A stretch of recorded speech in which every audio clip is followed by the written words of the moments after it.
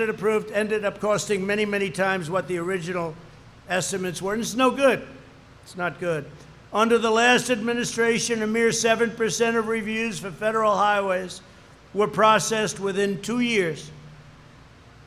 Now, what we're doing is the 2 years won't be the exception, it'll be the rule.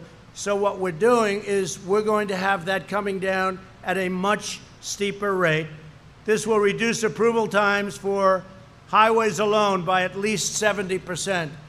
But the 70% is a very unambitious number because the number is going to be actually much lower than that. At the heart of the reforms is the one federal decision policy.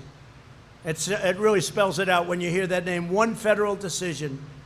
Before, applicants for infrastructure permits were forced to spend years and years navigating a labyrinth of federal agencies, and every single one had a power to stop a project. Anytime you went to an agency, they had a power to stop it.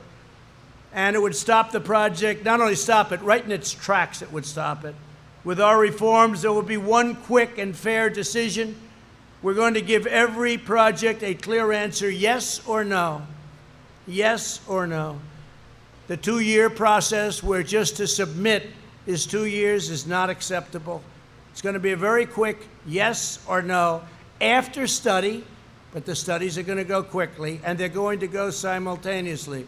So if you're in numerous agencies, you're all going at the same time. Instead of waiting for 1, for 2, for 3, and oftentimes you'd go through one, it would take you 6 months, and then you have to wait 90 days, and then you have a review period, and then you start the second one. And now you go for another 4 months, and then you wait 90 days, and you have a review period. And sometimes you had to go through 9, 10, 12 different agencies. So even if you did absolute rapid, it was many, many years before you could even think about starting it. We have up here, by the way, that's a chart of the old system and the new system. And I think the new system is better. I think it's better not only in time, I think it's better in terms of the process, and I think it's better in terms of the importance from an environmental and a safety standpoint. But take a look at that. This is what you had to go through. In fact, it was much more dramatic when I first came up with this about a year ago. We took that and we rolled it out. It was so dramatic, and it just kept going and going. So the difference is that, and many of those steps you had to wait before you could even think about going to the next one, and you had to get full approvals. Any one of those colors where there was a problem or a rejection meant it was dead. And now you go through this very simple but very comprehensive solution. And it's a beautiful thing, especially if you understand construction and building and other things beyond building like I do. At the same time, we'll maintain America's gold standard environmental protections.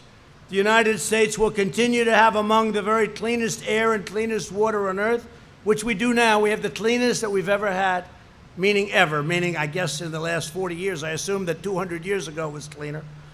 I can imagine it was very clean a couple of 100 years ago, Brian, right? They'll say, that's why I'm very careful with the fake news media, because if I say that, we have the cleanest water we've ever had, they said, what about 200 years ago before anybody touched the lake?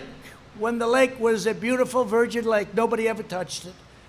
They said, yeah, they got me on that one, don't they, huh? So now I've become extremely careful. So I say probably they're talking about 35, 40 years, something like that.